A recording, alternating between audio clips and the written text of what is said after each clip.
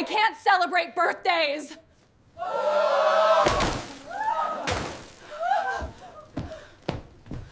There are rules that only Jehovah's Witnesses follow, and they cause genuine strangeness to many people. Today we are going to look at the 9 main ones. Rule 1. Birthdays. Jehovah's Witnesses do not celebrate birthdays. Not their own, not their children's, not their parents'. A witness child grows up never blowing out a candle, never receiving a birthday card, never hearing the happy birthday song sung in their honor. And it goes much further than that. If a coworker brings a cake into the office, the witness employee is expected to quietly step away from the table. If a classmate hands out invitations at school, the witness child has to decline in front of everyone, year after year, until they learn to stop expecting to be included at all.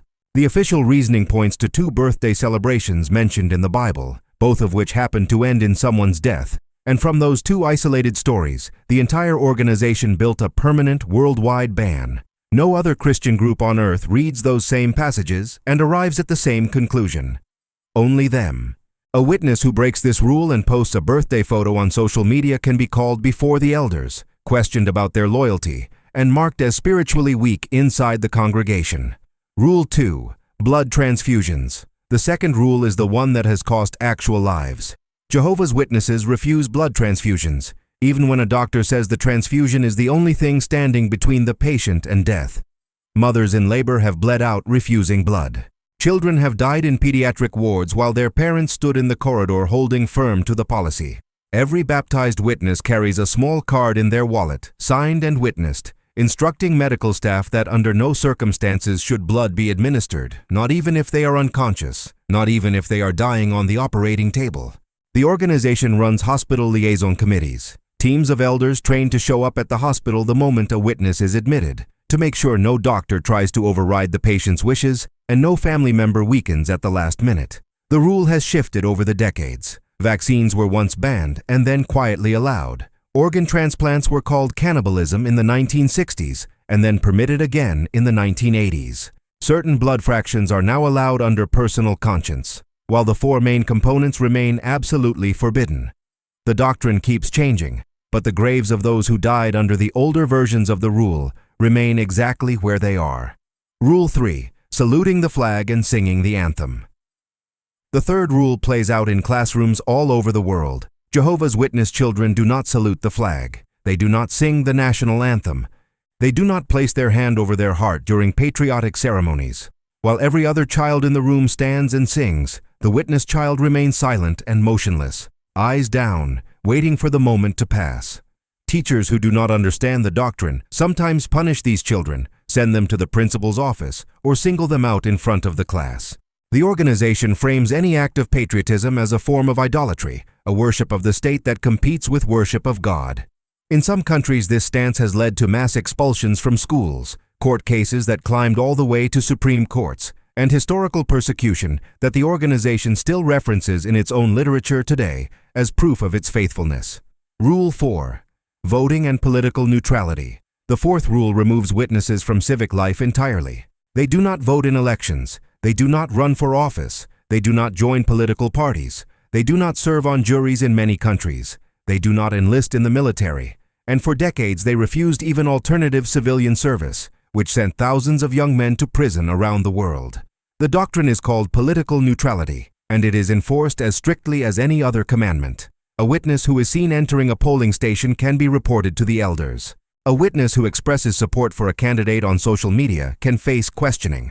The organization teaches that all human governments are under the control of Satan and will soon be destroyed at Armageddon, so participating in any of them is treated as siding with the enemy of God himself. Rule 5.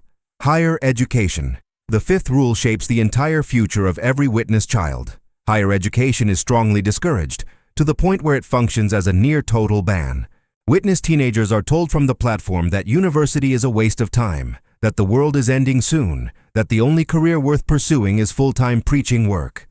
Bright students with scholarships are pressured by elders and parents to turn them down. Those who do enroll are often viewed with suspicion, accused of putting worldly ambition above spiritual goals. Generations of witnesses have grown up working part-time cleaning jobs, window washing, and low-wage labor, because they were taught that Armageddon would arrive before they ever needed a real career. Many of them are now in their 50s and 60s, with no savings, no retirement, no qualifications, watching the world they were told would end, continue to spin without them. Rule 6. Toasting with a glass. The sixth rule surprises almost everyone who hears it for the first time. Jehovah's Witnesses do not raise a glass to toast. Not at weddings, not at anniversaries, not at New Year's, not at any celebration. The act of lifting a glass and saying cheers is officially classified as a pagan prayer to false gods, a leftover ritual from ancient civilizations that the organization considers spiritually contaminated. At a witness wedding reception, when the moment comes that would normally call for a toast to the bride and groom, the entire room simply skips it. Guests who instinctively raise their glasses are quietly corrected. It is one of those rules that sounds almost too strange to be true, and yet it is enforced in kingdom halls on every continent, written into the organization's own publications, repeated from the platform whenever a holiday season approaches. Rule 7. Christmas and every other holiday. The seventh rule erases the calendar that most of the world lives by. Jehovah's Witnesses do not celebrate Christmas. They do not celebrate Easter. They do not celebrate New Year's, Mother's Day, Father's Day, Valentine's Day, Halloween, Thanksgiving, or any national holiday tied to a saint or a season. The organization traces every one of these dates back to some ancient pagan root and declares all of them spiritually dangerous. A witness child never sees a Christmas tree in their living room, never opens a present on Christmas morning, never hands their mother a homemade card in May. When the rest of the country goes quiet on Christmas Eve, the witness family treats it as an ordinary Wednesday.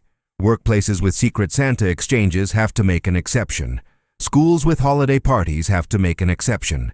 The witness child sits alone in the library while the classroom decorates the tree, and that image repeats itself every December for their entire childhood. Rule 8. Anniversary celebrations. The eighth rule reaches even into the marriage itself. Wedding anniversaries are treated as a gray area that leans heavily toward forbidden. The reasoning is that any annual celebration tied to a specific date risks falling into the same category as a birthday, which means the organization quietly discourages couples from making a fuss over the day they were married. Some elders rule against it entirely. Others tolerate a quiet dinner between husband and wife, but warn against parties, gifts, or public acknowledgement. Couples who have been married for 30 or 40 years inside the organization often cannot point to a single anniversary celebration in their entire history together. The day passes like any other because the rule against marking dates is stronger than the human instinct to honor a life built with another person. Rule 9. Shunning disfellowshipped family members. The ninth rule is the one that destroys more families than all the others combined. When a Jehovah's Witness is disfellowshipped, whether for breaking a doctrinal rule, questioning the leadership, or simply walking away from the faith, every other witness in their life is required to cut them off completely. Parents stop speaking to their own children. Children stop speaking to their own parents. Siblings pass each other on the street without a word. A mother who has spent 30 years raising a daughter is expected to refuse her phone calls, return her letters unopened, and walk past her at the grocery store as if she were a stranger. The rule applies even to adult children who no longer live at home, even to elderly parents who depend on their family for care, even at funerals and weddings and hospital bedsides. There are documented cases of witnesses dying alone in nursing homes because their entire family obeyed the shunning policy to the very end. No other mainstream religion on earth enforces family separation with this level of absolute coldness. It is the rule that has produced more ex-witness testimonies, more lawsuits, more government investigations, and more broken hearts than any other doctrine the organization teaches. These 9 rules are not suggestions.